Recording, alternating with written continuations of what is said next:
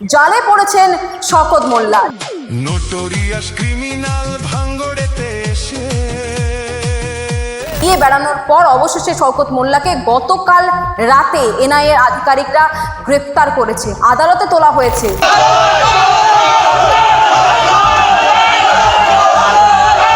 কেউ হাতে মাছ ধরে রয়েছে, কেউ আবার বক্স বাজাচ্ছে। ওই শওকত মোল্লা চোর, মাছ চোর শওকত মোল্লা, ওই গান নিয়ে তারা উল্লাসে মেতে উঠেছেন।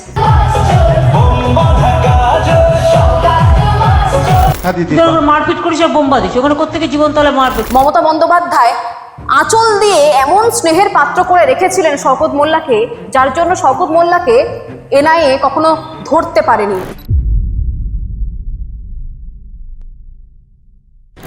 নমস্কার, আপনারা দেখছেন বেঙ্গল লিবার্টির সঙ্গে আমি রিয়া। এই মুহূর্তে সবথেকে গরম যে খবর সেটা হলো পুলিশের জালে, এনআইএর জালে ধরা পড়েছে মাছচোর শওকত মোল্লা।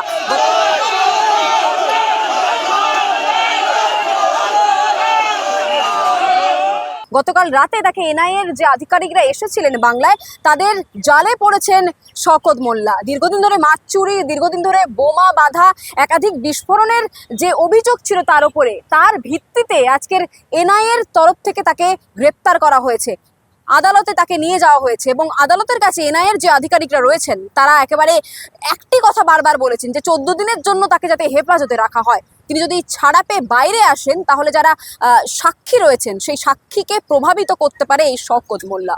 জীবনতলা কোনো বাস টার্মিনাল হওয়ার জায়গা? মারপিট করেছে, বোম্বা দিচ্ছে, ওখানে কোত্থেকে জীবনতলা মারপিট বাস টার্মিনাল? ওখানে কোনো সমস্যাই নেই একদম। আচ্ছা, এই শওকত মোল্লা যে বোম বাঁধে সেটা বিরোধীরা কেউ বলেনি, বরঞ্চ মমতা বন্দ্যোপাধ্যায়, রাজ্যের প্রাক্তন মুখ্যমন্ত্রী, তার এই প্রিয় শওকতকে, আরাবুলকে দিনের পর দিন আশকারা দিয়ে গেছে। দিনের পর দিন আমরা দেখেছি এনআইএর তরফ থেকে বিভিন্ন বিস্ফোরণমূলক ঘটনাতে এই শওকত মোল্লার নাম উঠে এসেছে। And from one Asad Mullah who happens to be the de facto complainant of this case, he alleged that one bomb blast has been took place and several lives has been gone. Thereafter, the NIA took up the investigation. First of all, the PS case number, Vijayaganj PS case is charged. অভিষেক বন্দ্যোপাধ্যায়ের মাথায় হাত থাকার দরুন এই শওকত মোল্লা এনআইএকে বুড়ো আঙুল দেখিয়েই দেদার ঘুরেছেন এবং টিকিটও পেয়েছেন ভাঙড়ে। তবে টিকিট পাওয়ার পর তার যে চর্চিত যে গান রয়েছে, মাছচোর, শওকত মোল্লা মাছচোর, শওকত মাছচোর, যে গান নিয়ে ইতিমধ্যে ট্রোল হয়েছেন, যে গান নিয়ে তিনি আদালতের দ্বারস্থ হওয়ারও একটা প্রস্তাব দিয়েছিলেন, সেই শওকত মোল্লা আজকের গ্রেপ্তার হয়েছেন এনআইএর জালে।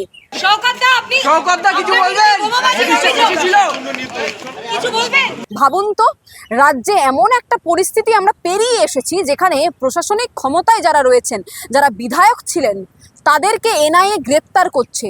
তারা সরাসরিভাবে বিস্ফোরণমূলক ঘটনার সাথে, বোমা বিস্ফোরণমূলক ঘটনার সাথে জড়িত রয়েছে। তার একটা উৎকৃষ্ট উদাহরণ হলো এই শওকত মোল্লা, যিনি ছিলেন তৃণমূলের বিধায়ক, এবং সেই শওকত মোল্লা আজকের এনআইএর জালে।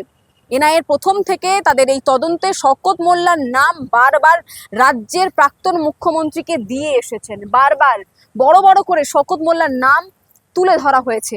ভাঙড়ে যে বিস্ফোরণগুলি হয়েছিল সেখানে শওকত মোল্লা সরাসরিভাবে জড়িত ছিল।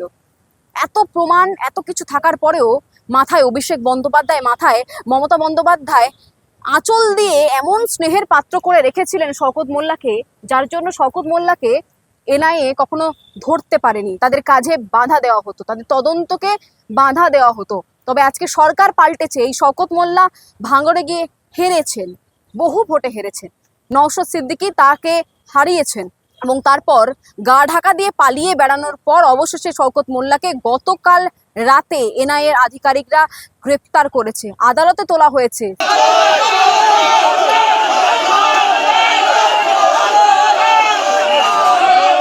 শুধু কি শওকত মোল্লা? শওকত মোল্লা না, শওকত মোল্লার ছেলে, গুণধর ছেলে, সেও কিন্তু বাবার নাম রেখে, সামনে রেখে একাধিক সম্পত্তি বাড়িয়ে গিয়েছে। এই ধরুন এনআইএ তদন্ত যখন হচ্ছে, কিছুদিন আগে শওকত মোল্লার ছেলেকে নিয়ে তার মৌখালীর বিশাল প্রাসাদ বাড়িতে গিয়েছিলেন এনআইএর আধিকারিকরা। সবার চক্ষু চড়ক গাছ হয়ে গিয়েছিল। একজন সামান্য বিধায়কের এত আয়, একজন সামান্য বিধায়কের এত সম্পত্তি হতে পারে যে প্রাসাদ সমতুল্য বাড়ি বানিয়ে ফেলতে পারে সে? এটা তো রয়েছেই। তার পাশাপাশি তার এই গুণধর ছেলের বিরুদ্ধে একাধিক কীর্তি রয়েছে, সুকীর্তি না, কুকীর্তি রয়েছে। দক্ষিণ চব্বিশ পরগনায় তার বাবার আধিপত্যের জন্য তার এই গুণধর ছেলে একাধিকবার চর্চায় রয়েছে। তবে বাবার মাথায় হাত থাকার জন্য এবং বাবার মাথার ওপর অভিষেক বন্দ্যোপাধ্যায়ের হাত থাকার জন্য এই গুণধর ছেলেও বারবার গ্রিন সিগন্যাল এবং গ্রিন কার্ড পেয়ে ছাড়া পেয়ে গিয়েছে। এই শওকত মোল্লা এবং তার গুণধর ছেলে ছাড়াও শওকত মোল্লা ঘনিষ্ঠ যারা রয়েছে মৌখালীতে, তারা দেদার তাদের সাম্রাজ্য বাড়িয়ে গিয়েছে তৃণমূল সরকারের আমলে। আজকে যখন এই বিস্ফোরকমূলক ঘটনাতে শওকত মোল্লাকে এনআইএর আধিকারিকরা গ্রেপ্তার করছে, তখন নিউ টাউনে এনআইএ আধিকারিকদের যে অফিস রয়েছে সেই অফিসের বাইরে দেখতে পাচ্ছি দক্ষিণ চব্বিশ পরগনার সাধারণ নাগরিকদের উল্লাস। তারা যেন জয়ী হয়েছে, তারা যেন কোনো একটা ম্যাচ জিতে এসেছে। একটা আলাদাই চিত্র দেখতে পেলাম। কেউ হাতে মাছ ধরে রয়েছে, কেউ আবার বক্স বাজাচ্ছে। ওই শওকত মোল্লা চোর, মাছ চোর শওকত মোল্লা, ওই গান নিয়ে তারা উল্লাসে মেতে উঠেছেন। এটা হলো আজকে দক্ষিণ চব্বিশ পরগনার দৃশ্য। 4 মে ভোট ফলাফলের পর আমরা দেখেছিলাম ভবানীপুরে উল্লাস, মমতা বন্দ্যোপাধ্যায় হেরে যাওয়ার উল্লাস দেখেছিলাম জনগণের মধ্যে। তারা সবাই বিজেপি নাই করতে পারে, তারা উল্লাসে মেতে উঠেছিলেন এই ব্যানার্জি পরিবারের যে দাপট, যে অত্যাচার, সেই অত্যাচারের বিরুদ্ধে। এবং আজকের একই চিত্র দেখলাম দক্ষিণ চব্বিশ পরগনাতে। সেখানে শওকত মোল্লা যখন এনআইএর জালে জর্জরিত হয়েছে, তখন উল্লাস করছেন দক্ষিণ চব্বিশ পরগনার সাধারণ নাগরিকরা। তারা এই উল্লাসে মেতে উঠেছেন এবং তারা চাইছেন এই শওকতের মতো যত ক্রিমিনালগুলো দক্ষিণ চব্বিশ পরগনাতে অভিষেক বন্দ্যোপাধ্যায়ের মাথায় হাত থাকাকালীন একাধিক দুর্নীতি করে বেরিয়েছেন এই দক্ষিণ চব্বিশ পরগনা জেলায়, তাদের জন্য আজকের উল্লাসে মেতে উঠছেন জনগণ না।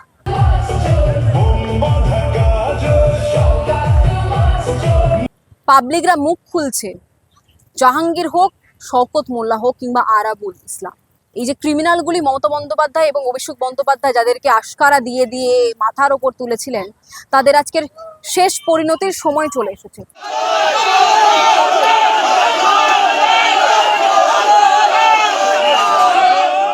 বাংলার জনগণ এখন শান্তির নিঃশ্বাস নিচ্ছেন, চোখ খুলেছেন এবং শওকত মোল্লার এই যে তদন্ত, সেই তদন্ত যাতে সঠিক পথে হয় তারও আবেদন জানাচ্ছেন যারা নিজের পরিবার পরিজনকে এই বোম বিস্ফোরণের জন্য হারিয়েছেন তারা।